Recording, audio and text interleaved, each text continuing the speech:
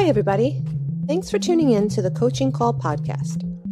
On this podcast, we'll cover various types of coaching by trainers in sports, martial arts, fitness, and business. We'll discuss each coach's methods to getting the most out of their respective athletes or clients and how they attempt to change the platform in which they coach. Join us on a fun adventure as we discuss unique coaching styles. Coaching is a universal part of how we get others to get something done. Join your host, Raphael, and his guests on this unique journey in coaching. Hi, I'm Steve Raphael, and this is the Coaching Call podcast. If you enjoy this episode, please subscribe and leave a review. This episode was made possible by listeners like you. Hello. Welcome, Adam, to the Coaching Call. How are you, my friend? Dude, I'm good. Thanks ever so much. How are you doing? Exceptional. And getting better every day. Thank you for being here. The best way to be. Thanks ever so much for having me. Yeah, absolutely.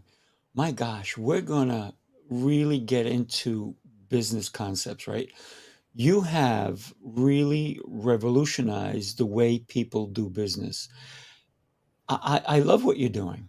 Thank you. When we think about business, right?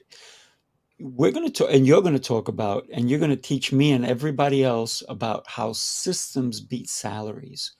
Absolutely. But before we go there, I love your story. You went from being a janitor to an entrepreneur. Accidental. Was it an accidental or was it on purpose?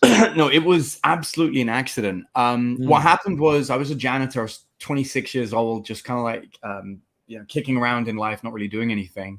And what I had was the internet. So I sat and read. And the thing I got really into was learning about dating at the time. And I didn't really want to help anyone else. I was very selfish. No one needs my help. I just want to do it myself. And so what I did was I went out and practiced. But I would practice so much. I was so driven. And I think about this because obviously, like, I'm into martial arts as well.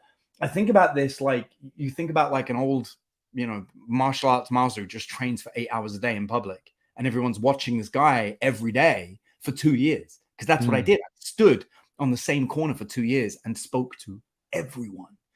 And I practiced like what worked, what didn't work. And I started getting a following. Like they made a documentary about me, about this guy that was doing this, And that was how it started. But I never wanted to teach. I didn't want to help anyone else. This was a very selfish act. And then people started offering me money. And one day somebody offered me 10,000, and that was too much money to say no. It was like, yes, of course. Yes, I'll teach you. And that's when I got the bug. I realized, wow, I've got a skill and people will pay me for it, but that's not a business. And for many years, I was living off of hoping people would hand me money, that somebody would randomly walk in and give me some money and sign up or whatever. And so that's when I realized I needed to really learn business. And that's when everything changed. I became very humble. I became a student again, except this time I wasn't applying myself for dating. I was applying myself to learn business. And that's where I am today. It's an 18-year journey to this point. So. An incredible journey, of course. Thanks. We met at a mastermind, and one of the things I truly enjoyed about you was your energy. You have energy for days. Right? I think I appreciate it.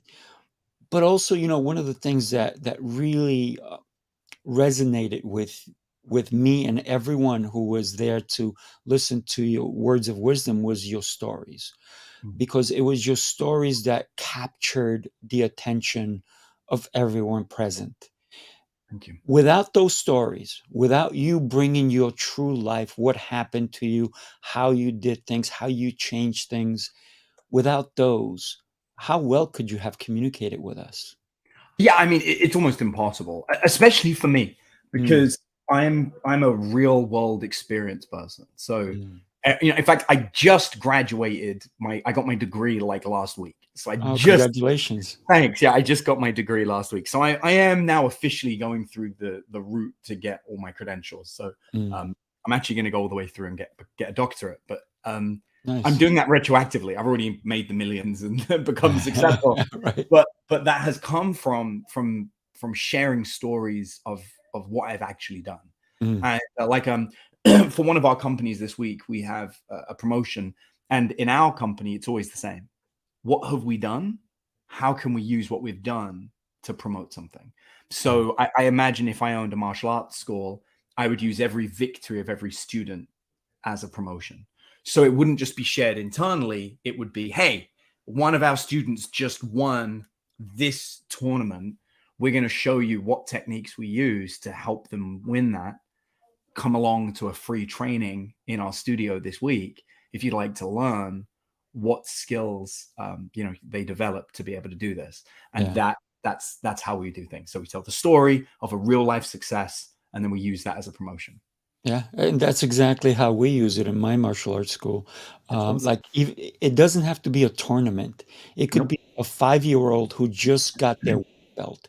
It could be a 7-year-old who just got another stripe on their belt. They did a little bit of an accomplishment. Maybe they learned a new technique. And you're right. It's about promoting others, right? That's really the beauty of what you do. Thanks. I appreciate it. Yeah. So you decided to stop being selfish, right? And I'm going to help other people. And that you and I connected because of that giving nature that you have. And the minute I said, would you come on this show? You're like, absolutely. Why wouldn't I? And thank you for that. But here's the thing. There's always going to be obstacles along the way. You have, I don't know how many, you can tell us, how many businesses have you helped and turned around so that you're not the only one making millions, but you're helping other people find their true gifts, what they really, and how they shine? Yeah, I mean, it's over 2,000 businesses in the last 3 years alone. So Wow. it's incredible. It's a big number. And it's funny. The selfishness never went. I want to be real. The selfishness is still there. But I was never selfish about money. So I wasn't doing it to get rich, right? Because that's why I was a janitor. I didn't care about money. Right. And I was selfish about my own improvement. So with dating, it was always about, I want to be better. I didn't care about anybody else. When somebody gave me money, it was like, okay, well, I'll help you too. But it was me. Right. When it came to business, it was really special because I'm still selfish, but I want to be the best at helping businesses grow. So it's my drive for my selfish reason to be the best at helping businesses. But the side effect of that is my clients get the best help I can possibly give because I'm selfish and want to give them the best that I can. So it's still there. And that's the energy that you describe is that competitive desire to be the best at helping other businesses, which is where I found my true passion and which I love. And that's what makes you exceptional, that selfish feeling, right? Like, I want to strive to be better, because if you didn't have that drive, that strive, you would be just like so many people out there. So many people who are seeking your help need that in themselves, right? Yeah, I think so. And I do think it's a superpower, and I love seeing it for what it truly is. Like, it is a selfish desire, but it's a selfish desire that just happens to have a side effect that really helps other people, which is great. And I like that because, then you don't feel like a complete arsehole. But that is the drive. And you're right. I see people all the time that just don't have anything, and they're not driven by anything. And I like this because, I'm in my 40s now, and I know that this drive is what keeps me youthful, and it's what's going to keep me going forward. Absolutely. One of the things that I always see in business is people always think that we've done it this way for the last 100 years. This is the only way. Hence Blockbuster, right? Yeah. And hence so many other companies, right? But you come in with a fresh approach. And you even said it at the mastermind, at Chris Casamassa's mastermind. You said you need to know the rules of the game. Would you mind sharing why that's so important? Yeah. So I think it's really key in martial arts, right? If you're in a jiu-jitsu match and your opponent is a sumo wrestler, and there is some rule in your jiu-jitsu match that if you fall outside of the ring, you lose. To you, this is a game of jiu-jitsu. But to your opponent, who's a qualified sumo wrestler, they've just found a rule that matches their game. They're probably not going to try and do any jiu-jitsu on you. They're going to pick you up with their physical size and put you outside of the ring over and over again. And you're going to wonder what's going on. And it's simply because the sumo guy has worked out that the rules of this game also apply to something that favors him. In business, it's the same thing. In business, the person that wins is the person that knows the most about business. And that doesn't necessarily mean that that's a bad person just because they can play the game better any more than the sumo wrestler that picks up the jiu-jitsu person. You know, if you don't like that rule, change the rule. You know, put them in a cage. They can't go outside the ring or whatever, right? Change the rule.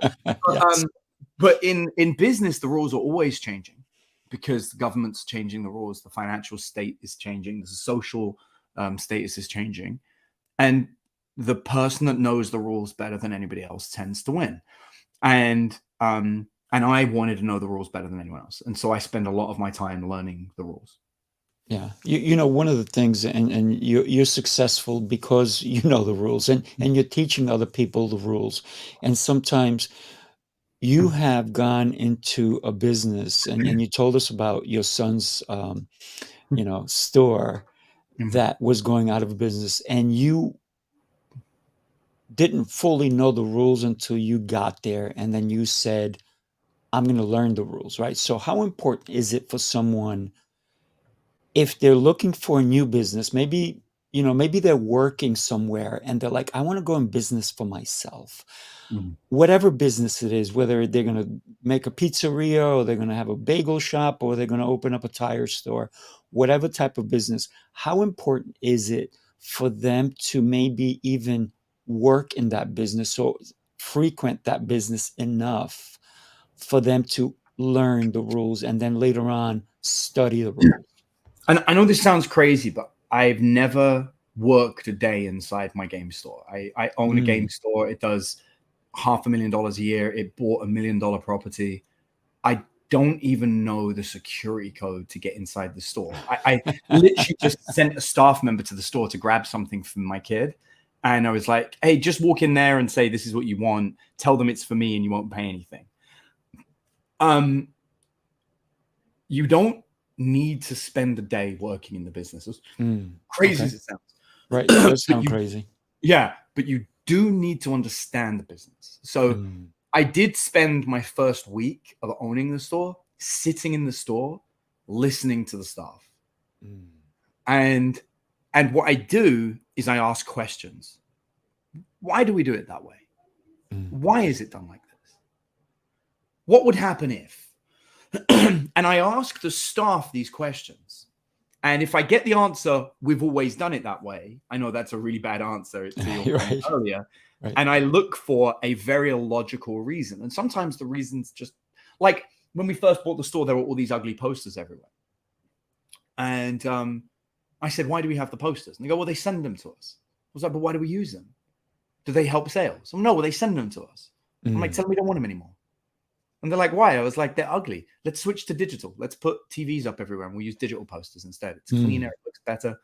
And I was like, and we can play music through the speakers and create like a really good vibe. And the staff went, oh, okay. But it turned it from looking ugly with outdated posters to we have updated things that we can do.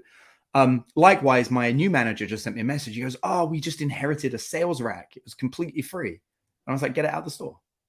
Like, what do you mean? It's ugly and doesn't match anything else. Everything else we have is wooden and beautiful. This is ugly. Get it out of the store. I don't want it in there.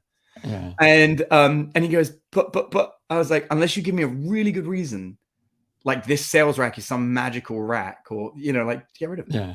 And that's the difference. The difference is I'm the visionary and I'm always thinking of the big question that the others aren't thinking of. Yeah.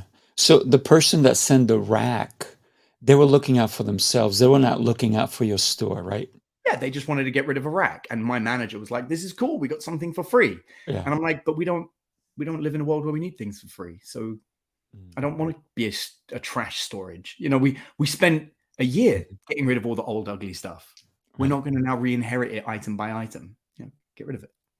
So how important is it to invest in that business? Because it sounds like, and like your manager's mindset was like, it's free. Meanwhile, you say, but it does not serve our goal, right? Our purpose. And there's only one goal, and the goal is happy customers. That's the only goal. So does the rack make the customers happy? If the answer is no, or they're indifferent to it, then we don't have it. Because there's really only two answers in life. There is an answer of no, and there is an answer of hell yeah. But there is no yes. Yes doesn't exist, right? So, do the customers like the sales rack? It's okay. Then that's a no. If he's like, hell yeah, they do, it's the best thing ever. All right, we're keeping it. And I read the other person to see if we should. So, for example, we're doing this promotion this week. I mentioned we're doing it on Thursday. We never do a promotion on Thursday. We do them on a Saturday. But Saturday's Christmas Eve. So I went to the head of sales and said, we can't do a promotion on Saturday. I'm thinking about doing it on Thursday. What do you think? And they go, let's try it. I was like, is there a better day? And they go, Saturday. I was like, you want to do it Christmas Eve? And they went, no. I was like, so what's the best day? And they go, well, I don't know the best day. I said, okay. Is Thursday better than any other? And they go, it's as good as any other, and we don't have any information. I'm like, okay, well, that's a hell yeah. It's a hell yeah, because there is no other answer, and we have to do one. So that's the day. But if they were like, oh my God, I wish we could do it Friday evening, then I'm like, well, it's Friday evening then, because they're very confident that it should be Friday evening. So a large part of what I do is read the staff member in charge, and I'm like, how confident are you that this is what we should be doing? And so one of the things that you also had mentioned, that when you did take that store, you sat in that store and you actually communicated with the clients, right? Because they're the ones you're selling to. Yeah, exactly. I wanted to know, what did the customers think? What did the staff think? Like, just who is everyone? And it's really funny. I'm never really in the store, but when I am in the store, all the staff, all the customers know me. Like, I'm not unknown. I'm just not in there very often. But when I am in, it's, hey, how are you doing? What do you need? How's everything? Do you like the store? What are we missing? What do we have to do? And they know that I care. Right. Yeah. When you show them you care, then that's huge, right? Right. Exactly. Adam, you've had so much success because you're driven. But I do want to question you on some failures, because some of the most successful people have had failures. What's one that you can tell us that has stood out for you, that maybe every so often you go back to and you go, I don't want to do that again? I don't have regrets. So even the failures, I've learned from them. So I never really look back on them, but failures happen all the time. I had a failure this week. I had a business partner that, after a year of working together, hadn't made a single payment into the account for me. Paid themselves, but didn't pay me. And just after a year of working together, didn't do anything. And so I separated and ended the partnership this week. And it was tough because it was a friend of mine, and they were like, did I, have I upset you? I was like, you didn't upset me. You just suck. And I said it like that. And they were like, really? I was like, yeah, but I don't feel bad. I like you. You just, kind of shit. And I did feel bad, and it was definitely a failure. I mean, I put a year of my life, and 2 years actually realistically, into helping them. But sometimes you just got to say, hey, this isn't good. And he's a drain on time and energy, and doesn't repay anything, and it just got to a point where I was like, this just needs to be over. And it sucks because, I vouched for this person. I've introduced them to people. I've said, hey, this person's good. And I've now had to go back to everyone and be like, hey, remember that guy that I said was good? I can't endorse him anymore, just so you know. I'm sorry. And that sucks. It sucks to have to do that. And I do that often. I would say probably twice a year, I have to go and rub my face in some dirt and say to people, I was wrong. I'm very sorry. But thankfully, the other, 5 months that I'm right tends to be great, because I'm not perfect.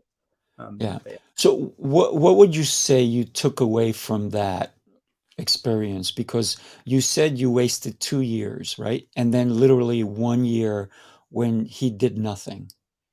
Yeah, I mean, I should have cut it earlier, and that Mm. is that's an ongoing weakness of mine. But I don't know if I would ever change it. I've thought about this before. It's Mm. happened a few times where I'll go in on somebody that I think has potential and they don't.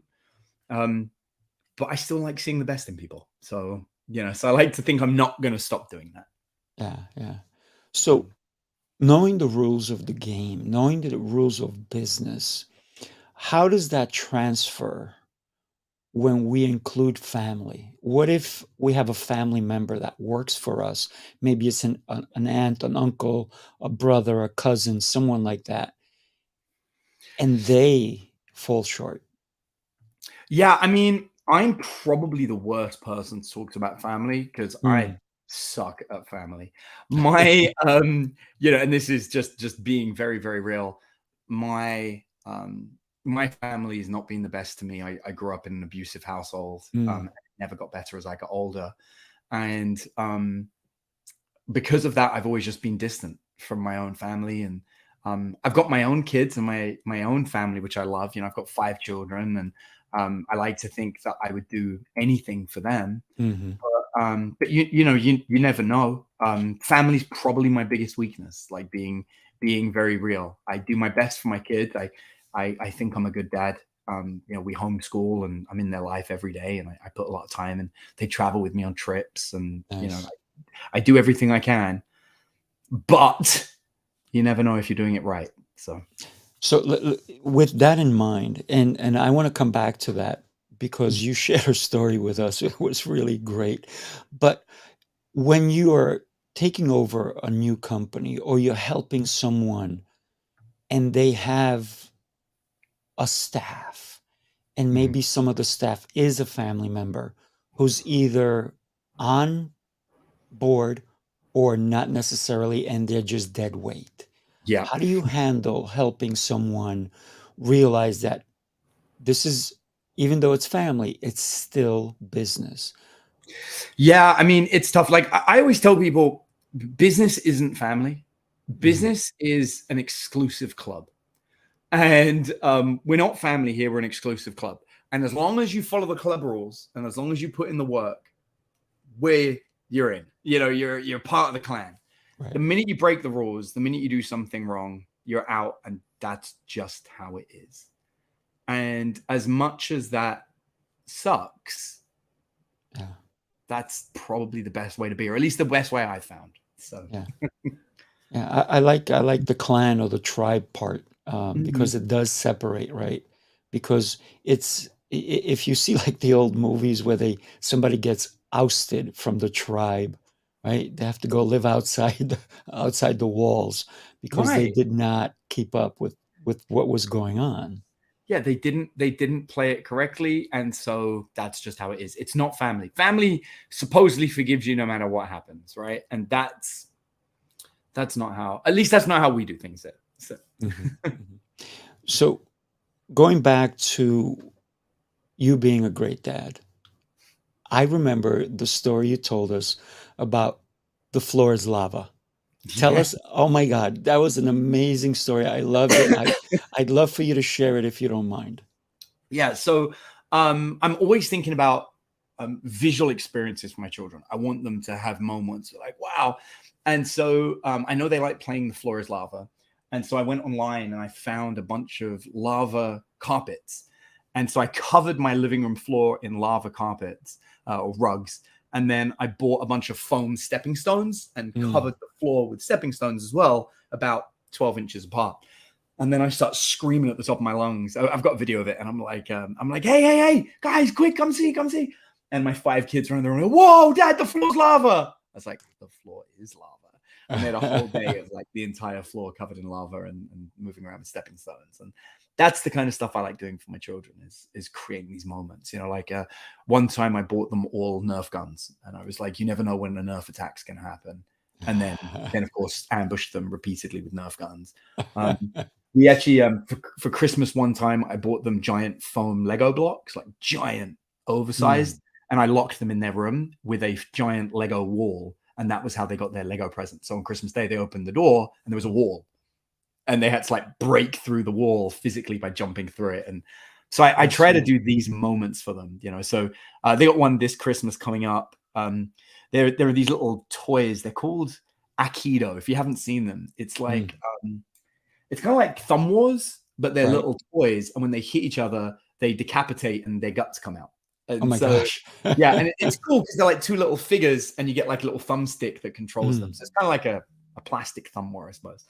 But about 2 months ago, I bought a bunch of these. It cost like $50. I bought a whole bunch of them because like $5 each or whatever. And we had a tournament, like all the kids and everyone, and it was great because it doesn't matter how big you are, like it was how skillful you are with this silly plastic toy. And so my daughter beat everyone, like my 4-year-old destroyed everyone at this game. And of course it's Christmas, they've got all these new upgrades and all these new things, so the kids don't know, but inside their stocking stuffers I've got all of them, like 4 or 5 of these Aikido toys. And cool. Christmas Day is going to be a giant Aikido tournament in our house, and everyone's going to get Aikido, you know, martial artists, and we're all going to be doing this for the whole day, and we're going to have a big tournament, and the winner gets chocolate. So I love it. So, you know, what I'm hearing is your kids are having an experience that many other kids don't. And it's also kind of random on your part. You just go like, I think my kids would like this, and I want to do it with them. Yeah. How important is that in business to do that even with your employees, just to like surprise them, even like take them out to lunch, or, you know, say, hey guys, I'm going to take you out to the trampoline park or something like that, just so that to motivate them and to realize that, you know what, this is business. We have to be serious. We have to make money, but we should enjoy what we're doing. Yeah. I mean, I think it's incredibly important to do stuff like that. It's actually funny. Just before we went, so I was laughing, just before we went live, we play Magic the Gathering in our office. A lot of the staff play it because I've been playing it since I was a kid.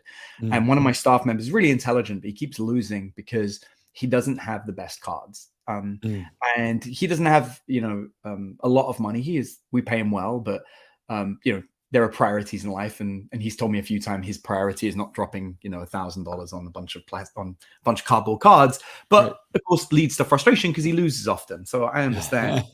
And so for Christmas, I bought him a deck, but I didn't just, you know, but I designed it myself, and I made sure that it was like something I would play, like very, very powerful. And so just before we went live, I just sat down with him for like 15 minutes. And he's like, boss, I'm in the middle of a bunch of work. I was like, your boss says you have to take 15 minutes off and look at these Magic cards. And so he's like, yes, boss. And so, you know, I showed him all the combinations and everything that I built. And he was sending me messages just now. And he was like, dude, I just thank you so much. He goes, I don't know if I expressed just how much I you know, love being here. And I was like, hey, and just so you know, I was like, that's not your Christmas bonus. I just want to be clear. You're still going to get a bonus. This was just a gift. But yeah, that's the kind of stuff I try to do. I try to look at people and think, what does that human want?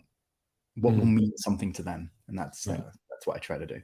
Yeah, experiences, right? Right, exactly. Yeah. What is your take on when a new company that you are looking into and they ask you to come in and maybe even talk to their personnel so that you can help them level up? What are the few words or questions? You probably have a slew of them, but what are some that you can share with us that you actually start asking? So one of the first things actually is we ask them if they've got good work-life balance. And most people, especially trying to grow their business, they've forgotten about life. They're kind of just drowning in work. And we run an event. We call it the Working Vacation. If you care about it, it's workingvacation.com. And we try to convince them to come on this vacation with us. We do it twice a year, and we take a bunch of very successful business owners. I mean, it's a bunch of like 7- and 8-figure business owners. There's some small people, but mostly big business. And we get on a cruise ship for a week. And what we do is we get them to alternate between seminars where we have high-level speakers, practical systems and business growth, and making them take time off, making them go to the beach, making them go to a water park, making them relax. And we show them that by the end of the week, they will often be more productive while being on a cruise ship and sunbathing and swimming and spending time because they can bring their families, like it's family friendly, like spend time with their family, and they will have got more work done than in 6 months in their company. Wow. And it's because it's concentrated and you've got all this advice. And, you know, if you're stuck at any point, there's someone right next to you. It's like, no, do it like this. And off you go. Right. And so we've found that is often the very first step we take with people is we say, why don't you just get on the boat with us? You know, it's not too expensive. It's a really nice, like once in a lifetime vacation, but that's pretty cool. Right. And the work you do tends to pay for it. Like, you know, you make enough money during the week that you're like, holy crap, I paid for this whole freaking vacation. and you took your family.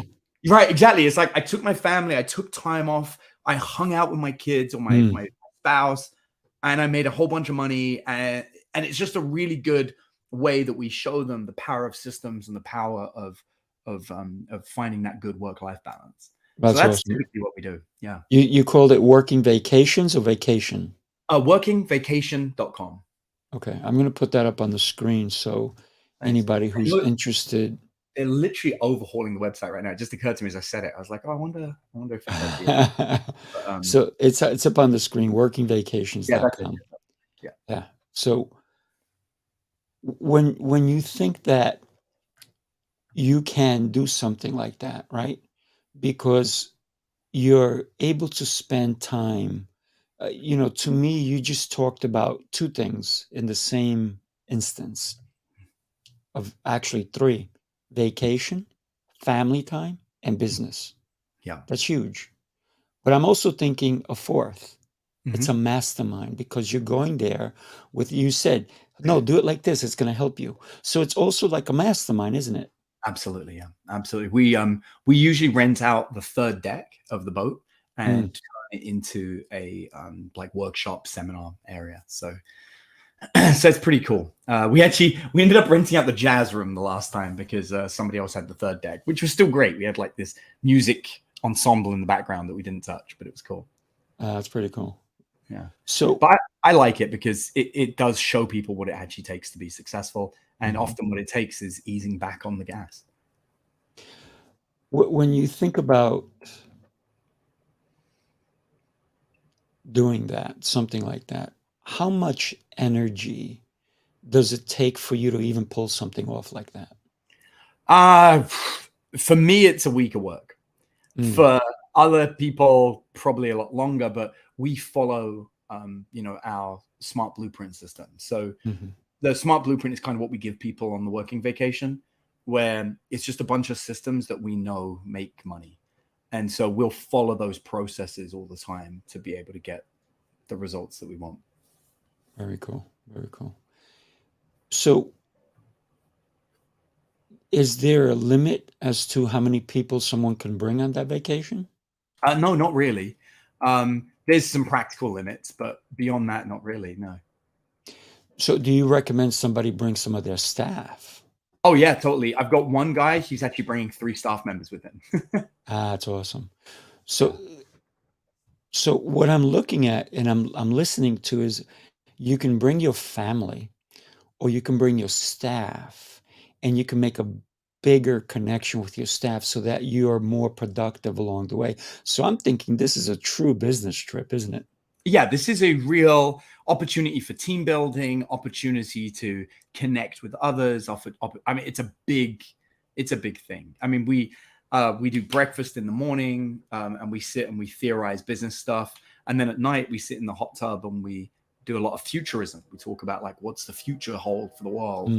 It's pretty cool. It's a unique, like I said, once in a lifetime experience that actually most of our clients do twice a year, but still it's fun. Where do you guys go? So in summer we go to the Caribbean because it's hot. So we just came back in November. So we did St. Martin, we did Puerto Rico, and we did a place, just like a private island that we went to out there that was called Coco Cay. And then in summer, we go to Alaska. So really? Yeah. So that's where we're going in June. Oh, really? Cool. Yeah. And you're in Texas, right? So where does this leave from Florida? Does it leave from what part? So we've got a cruise ship that leaves from Galveston, which is only 4 hours away, but we never take it. We always fly to Miami or we fly to Vancouver. So it's Vancouver for Alaska and for Caribbean. Right. Very cool. Yeah. What's one of the biggest lessons that you've learned from your janitorial days till today? That's a pretty good one, actually. It's from a really good book called Work the System. And it's funny. I knew it as a janitor, but it was only when I read the book that it made sense. I want you to imagine that you have a leaky tap and you look at it and you notice it and it's like dirt, dirt, dirt. And you're too busy to fix it. You don't get it done. And 18 months go by and it's almost relaxing, like at night. Dirt, dirt, dirt, yes. And then one day you get up and you got a really big meeting or a big date or whatever it is. And you're in your perfect outfit and you're ready to go. And you walk past the tap and boom, it explodes, covering you in dirty water. Your outfit's ruined. You're not going to get there on time anymore. You're done. And you curse at the tap, not realizing that poor little tap was trying to warn you quietly for 18 months. Yes. And it was saying, please, I'm trying. I'll hold back, but dear Lord, help me. And because you ignored that little problem for 18 months, it ended up ruining your big day. Where all you had to do was make a single phone call to a plumber at any point during 18 months and get it fixed. That's being a janitor. That's huge. That's huge. So many people right now are in business and they're not listening. Yeah. To the little leaky taps. Sometimes those leaky taps are your employees, right? Yeah. Sometimes they are email systems that you haven't updated, a website that hasn't been updated. Sometimes it's a customer that complained about the carpet that was ripped up in one corner. Sometimes it's a piece of equipment that needs cleaning. Sometimes it's the fact you don't offer bottled water. And these are all things I've heard and seen myself. One time it was a clock on a wall without a battery that caused a friend of mine to be late to a meeting for a TV appointment. Wow. And I said, you need to put a battery in that thing. And he's like, it's fine. Everyone knows. But yeah, lost track of time in the room with the broken clock.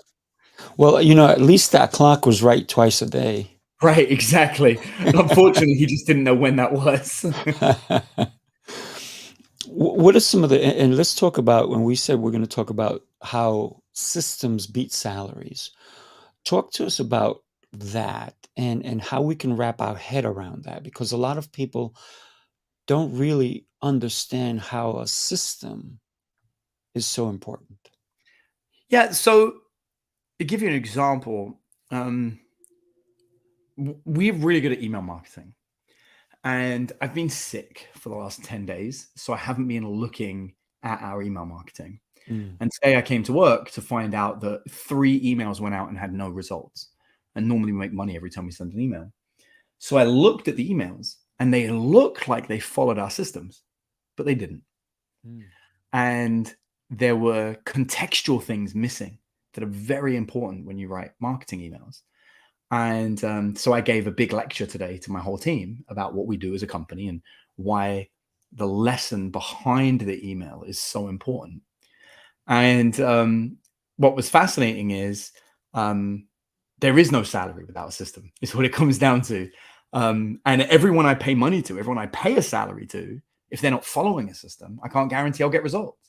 So a system is something you've done that's proven to work and you stick with it. So there is no point paying somebody a salary if you don't have a system, and you will never receive a salary if you don't have a system. So, and everything needs a system, from, as stupid as it sounds, everything from how to update a computer and when, through to how to greet a customer, through to how to handle a complaint. Everything needs a system. Every little thing. And talk to me about how important that system is. So, a lot of people have, books on systems, and you got to follow this procedure, that procedure. But a lot of times if you go to a company, they have that book, but it's collected dust because nobody does it, right? Mhm. And then what winds up happening is maybe somebody who came and started working and they kind of created their own system, but they didn't tell anybody about it. And then all of a sudden they're no longer with the company. How does that serve the company or hurt the company? I mean, yeah, it absolutely doesn't. I think one of the best systems I've ever seen for standard operating procedures, which is the art of creating systems in a company, is anyone who has to do a task that is going to be done a second time has to create a system the first time. And then they always operate from their system and refer to their system and upgrade their system. And the final step is they train somebody else to use their system and replace themselves. And that's how they get a promotion. Mhm. You know, one of the ways that I teach my students is I teach them that they teach to learn and they learn to teach. Love And it. then I reverse it, you know, you teach to learn and learn to teach, or teach to learn and learn to, you know, so it keeps going back and forth. And they're like, now I get it. I said, you do? Go teach it to that one. Yeah. Right. And then have them teach it back. So a lot of times, even when I'm training instructors or I'm training somebody on a process, I said, okay, teach it back to me. Yep. It's really Oh good. my God, they get nervous. Mm-hmm. Like, no, it's not. It's not a right or wrong. You don't understand it if you can't teach it, right? Correct. Correct. Yeah. That's actually the Greek method of learning, which was the original university. First you learn, then you do, then you teach.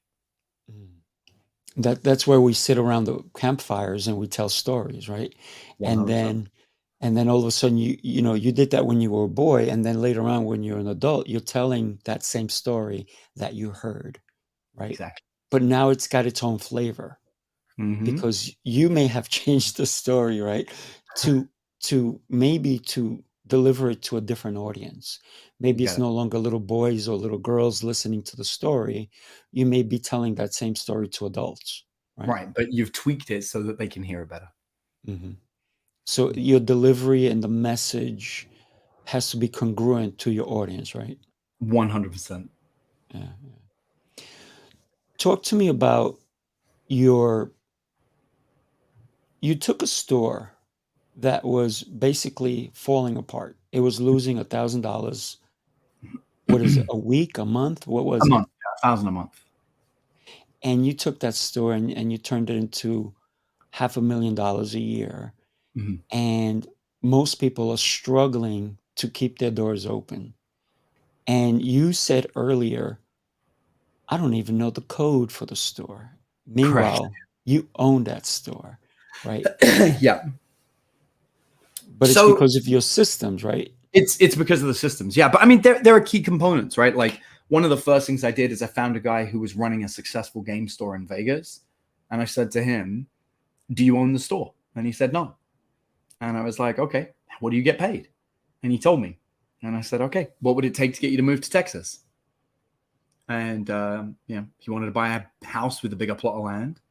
And, he wanted to live closer to work. And he had all these requirements. And I was like, and this is one of my favorite phrases, if I can get you that which you just asked, then would you do this thing for me? So if I can satisfy every single criteria you just said, then would you quit your store and come and work for me? And you went, sure. And so here he is. And so he's running your store. And he runs my store. So I got, and that's the key, right? Work with experts. Hire someone who knows what they're doing and get them to do it. Yeah. You know, I love that story. My brother-in-law, probably the smartest person I've ever run across. Mm-hmm. He created things for Cisco, for Apple, for Intel. And he did that. He would say to them, I have something you want. Mm-hmm. But first you have to meet my criteria. I want a new house. I want this. I want that. And once he showed them what he had, they're like, whatever you want. So he's got 8 houses around the country, gorgeous, big, beautiful houses that because of his skill and his knowledge, and he was able to produce what they wanted, they were smart enough to say, yes, we'll give you whatever you want, right? Yeah. It's brilliant. So but it's also the fact that he asked. Mm-hmm. Right. He could have stayed at one company. Right. and kept just giving them what he had. Mhm. But he went to all these different companies and gave them something different. Yeah, So it's recreating that necessity, if you will, right, for the market. exactly. How do you do that? Oh, Not to put you on the spot or anything. yeah, no, it's, I mean, that's a huge question. Yeah, I know. You know, I think the reality is, for me, I'm not afraid to ask for the things that I want. Um, and so, like, I've got a guy right now message me, and he's like, "Hey, you're really good at marketing. I'm really good at running businesses." He goes, "I'm looking for somebody who's going to be a referral partner." He goes, "You know, you can trust me. I'll deliver good." And he's like, "If you refer me as many clients as you want," he's like, "I'll serve them well, and I'll give you the biggest percentage you've ever had." And I responded, "No offense, my days of working for commission are long gone." I was like, "If you want to have a discussion, give me half your company, and then we'll talk." And he went, "Wow." He's like, "That's a big ask." He goes, "But I'm not against it. So let's talk." So sometimes it's just being willing to, like I said, there's no such thing as a yes. There's a no and there's a hell yes. Do I want to be a referral partner? No. Would the money be nice? Maybe. I don't really care about it. Do I want half his company? Hell yes. Mm. So it's almost like Shark Tank in the background. Right.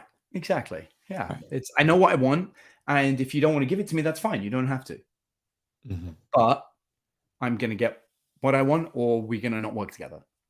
Right. And vice versa. I'm going to give you what you want, or we're not going to work together. Because it has to make sense for him. Absolutely. Right. It has to be a win-win because he realized the potential of that win-win. If he didn't, he would have said, okay, later. Right. Exactly. It's got to be something that works both ways. With 2,000 companies that you, in the last 3 years that you've either helped or acquired, how many companies are you running now? 16. Mm. Because I have 16 at the moment of myself. So with 16 companies, how much are you touching upon them daily? As little as possible. Good I answer. try to, I touch all of them once a week. Mhm. And roughly, there's a couple that I don't. But there's 3 that I touch daily.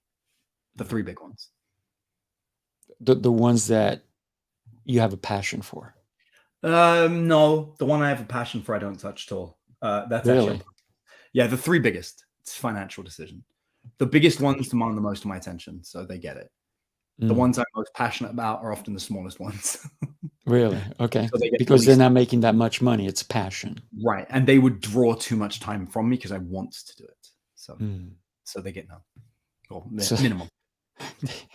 they Hence, I may don't see know the you. code They to the may game. see you. Now you know why I don't know the code to the game store. If I knew Yeah, the code yeah. to the game store, I'd be tempted to go to the game store. Right. But you did this game store during the pandemic Yeah. where no one was even going out to stores. Mhm. You did something unique where you said, what format? Where are people now? It was the internet, right? Yeah. So we basically ran virtual live games, so people could like watch us play, and then we gained a wider audience than our local community. Mm. And that Very was a interesting. really key component. Yeah. And again, it's something I think any martial arts studio could do as well. Like, just stream your lessons and let people tune in remotely if they want to. It doesn't start off big, but after a while, you get an extra 100 customers and it's great. Oh, yeah.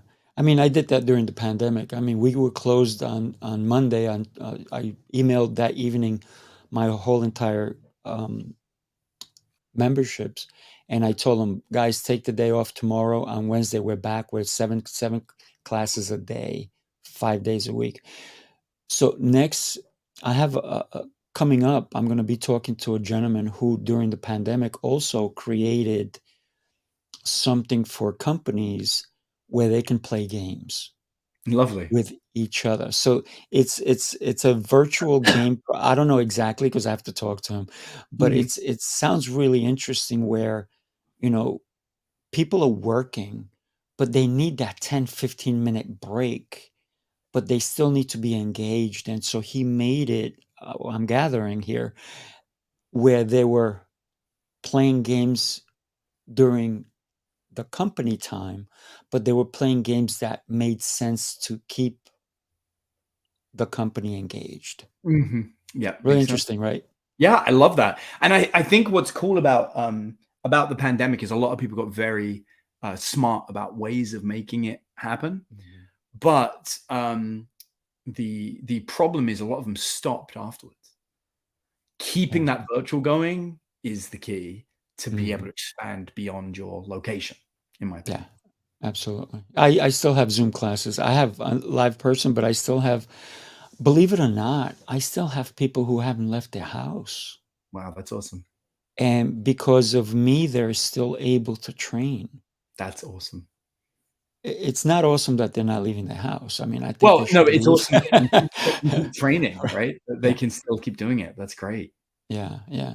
And, somebody said to me, "Why don't you get rid of it?" I said, "Because I'm still serving people." Mhm. And, I've picked up clients from across the country Yep. who I do private Zoom lessons with.